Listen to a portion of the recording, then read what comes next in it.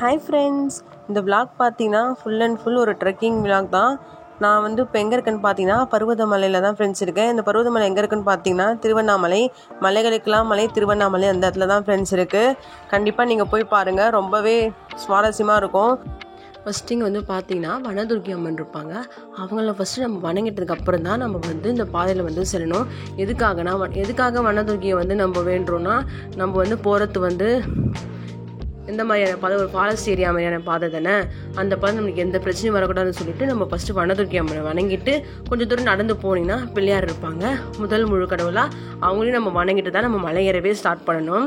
இதில் வந்து பார்த்திங்கன்னா 1600 படிக்கட்டுகள் வந்து இருக்குது. இந்த மலை வந்து பார்த்திங்கன்னா 4200 அடின்னு சொல்கிறாங்க. ரொம்பவே நல்லா இருந்துச்சு ஃப்ரெண்ட்ஸ் இந்த பயணம் போகிறதுக்கு. ரொம்பவே நீங்கள் அட்வென்ச்சர் அது மாதிரிலாம் ரொம்ப விரும்புகிறீங்கன்னா அந்த மாதிரி இருக்கும். கண்டிப்பாக நீங்கள் இதை ட்ரை பண்ணலாம், ரொம்பவே சுவாரஸ்யமாக இருக்கும். முடிஞ்ச அளவுக்கு நீங்கள் ஒரு 2 லிட்டர் 3 லிட்டர் தண்ணி நீங்கள் எடுத்துகிட்டு வந்துடுங்க. சப்போஸ் உங்களுக்கு மலை ஏறும்போது தண்ணி தாகம் கண்டிப்பாக எடுக்கும். அப்படி தண்ணி தாகம் எடுத்துச்சுன்னா நீங்கள் தண்ணி ரொம்ப குடிச்சிடாதீங்க. சும்மா உங்கள் வாய் நினைக்கிற அளவுக்கு நீங்கள் தண்ணி குடிச்சா போதும். அப்போ தான் நம்மளால் வந்து படிக்கட்டுகள் எல்லாம் ஏற முடியும்.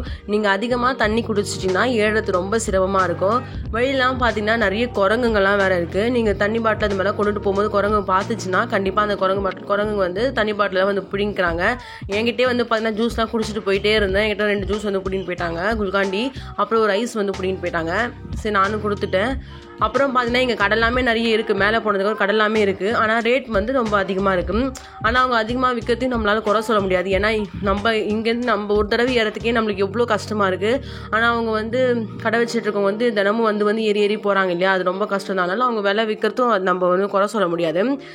வந்து பார்த்தீங்கன்னா நான் வந்து குல்காண்டி வாங்கினேன். அது வந்து பார்த்தீங்கன்னா 10 ரூபா எம்ஆர்பி ரேட்டு. ஆனால் 20 ருபீஸ்க்கு விற்கிறாங்க. பிஸ்கெட் வந்து பார்த்தீங்கன்னா 5 ரூபா பிஸ்கெட்லாம் வந்து பார்த்தீங்கன்னா 10 ருபீஸ்க்கு விற்கிறாங்க. ஒரு 5 ரூபா எக்ஸ்ட்ரா போட்டு தான் விற்கிறாங்க. அப்புறம் பார்த்தீங்கன்னா நம்ம படிக்கட்டு முடிஞ்சதுக்கப்புறம் பார்த்தீங்கன்னா இந்த மாதிரி பாறைங்க தான் ஸ்டார்ட் ஆகும். உங்களுக்கு வழியெல்லாம் பார்த்தீங்கன்னா குறியீடு போட்டுனே தான் இருப்பாங்க. இந்த டைரெக்ஷனில் போகணும், அந்த டைரெக்ஷன்ஸ் போகணும் அப்படின்னு சொல்லிட்டு போட்டுருந்தா இருப்பாங்க. அதனால் உங்களுக்கு கன்ஃபியூஸ் ஆக வேண்டிய இடம் எதுவுமே கிடையாது. நீங்கள் பாட்டு போயிட்டே இருக்கலாம். பாறையிலலாம் பார்த்தீங்கன்னா கொஞ்சம் வழுக்கிற மாதிரிலாம் இருக்கும். நீங்கள் பார்த்து போங்க. வெயில் டைமில் நீங்கள் போனீங்கன்னா ரொம்பவே கஷ்டமாக இருக்கும், ரொம்ப சுடும்.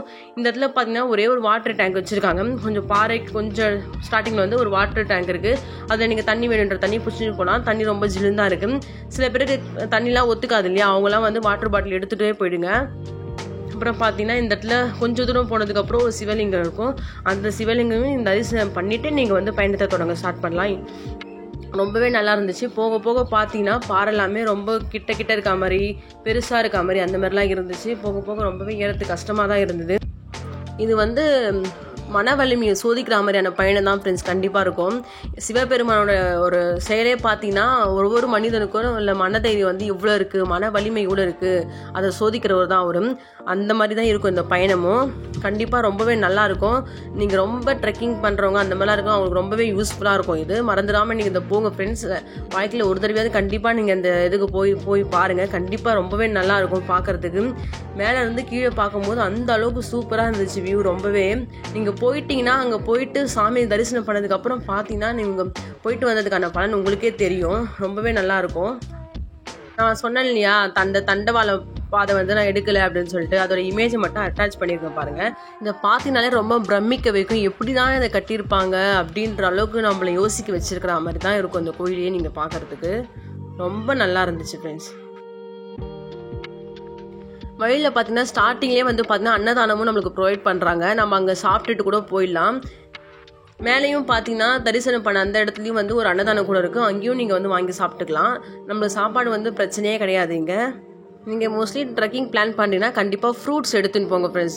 அதுவும் இந்த ஆரஞ்சு பழம்லாம் இருக்குது பார்த்தீங்களா, அதை எடுத்து போங்க. கண்டிப்பாக ரொம்பவே யூஸ்ஃபுல்லாக இருக்கும். இந்த பாதத்தை எடுத்து பார்த்தீங்களா, இதுதான் நம்மளோட ஸ்டார்டிங் பாயிண்ட்டே. இங்கேருந்து தான் நம்ம இவ்வளோ தூரம் வந்திருக்கோம். நம்ம சாமியாண்டியும் வந்துட்டோம், சாமியும் தரிசனமும் பண்ணியாச்சு. 4200 அடி கடந்து வந்து நம்ம பார்த்தோன்னா அந்த லிங்கம் வந்து இந்த சைஸ் தான் இருக்கும். ஆனால் பார்க்குறதுக்கு ரொம்பவே நல்லா இருந்துச்சு ஃப்ரெண்ட்ஸ். இந்த வீடியோ உங்களுக்கு பிடிச்சிருந்தா மறக்காமல் என்னோடய சேனல் சப்ஸ்கிரைப் பண்ணிக்கோங்க. Thank you friends.